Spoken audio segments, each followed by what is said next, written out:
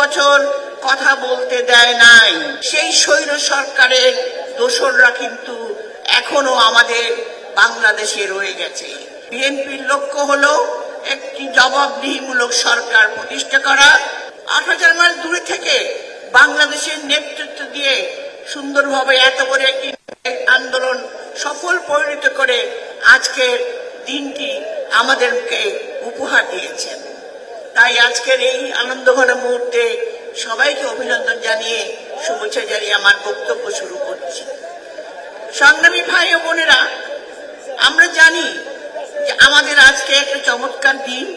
আমরা এখন স্বস্তিতে আছি, শান্তিতে আছি, কিন্তু আজকে আমাদের সামনে একটি জিনিস কিন্তু এখনো আমাদের শঙ্কা জাগাচ্ছে।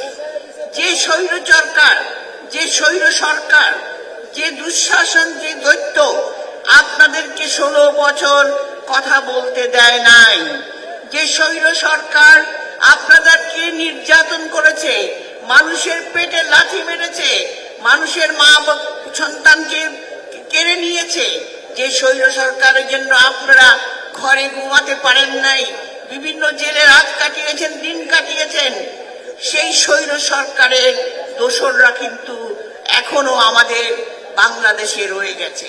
ওয়ালটন এখন দেশের সীমানা পেরিয়ে পৌঁছে গিয়েছে 50টিরও বেশি দেশে। ওয়ালটন, ঘরে ঘরে, বিশ্বজুড়ে। মাঝে মাঝে তাদের শব্দ শোনা যায়, সেইখানে আমাদের এখন খেয়াল রাখতে হবে স্বেচ্ছাসেবক দল একটা তারুণ্যের দল, যেই তরুণরা সাহস নিয়ে আগামী দিনে বাংলাদেশকে এইখান থেকে গণতান্ত্রিক পথে উত্তরণ ঘটাবে। আপনাদের মনে রাখতে হবে, আপনাদের প্রেরণা হলো দেশনেত্রী বেগম খালেদা জিয়া, যিনি আপনাদের উপর দায়িত্ব দিয়ে গেছেন। সে দায়িত্ব হলো দেশ বাঁচাও, মানুষ বাঁচাও। এবং আজকে শহীদ জিয়ার যে সুন্দর বাংলাদেশ আপনারাই বলেছেন, আপনারা পারেন, আপনারা দেখিয়েছেন। এই 16 বছরে এত সংগ্রামের মধ্যেও বান ভাষা লোকের জীবন বাঁচিয়েছেন, সুখে দুঃখে মানুষের পাশে থেকেছেন, বিভিন্ন পরিবারকে সাহায্য করেছেন, খাওয়া খনন করছেন। আপনারা শহীদ জিয়ার আদর্শ, বেগম জিয়ার আদর্শ নিয়ে আপনারা এগিয়ে চলছেন। কাজেই আজ খেয়াল রাখতে হবে, আজকে আমাদের যে লক্ষ্য, বিএনপির লক্ষ্য হলো একটি জবাবদিহিমূলক সরকার প্রতিষ্ঠা করা, যার মাধ্যমে বাংলাদেশের জনগণ আগামী দিনে একটি সুন্দর ন্যায়ভিত্তিক সমাজ পায়। আজকে আপনারা দেখেন একটি দুঃশাসন, একটি স্বৈর সরকার কিভাবে বাংলাদেশের মানুষকে একেবারে ধ্বংস করে দিয়ে গেছে।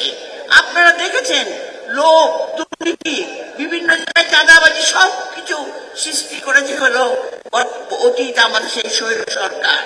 আপনারা দেখেন একটি বর্তমানে আপনারা গতকালই খবর কাগজে পড়েছেন, অ্যাম্বুলেন্স সিন্ডিকেট একটি নবজাতকের জীবন কিভাবে করে দিল।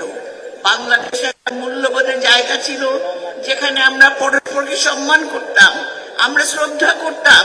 সেই মনোজগতের সংস্কার করতে হবে আজকে আপনাদেরকে।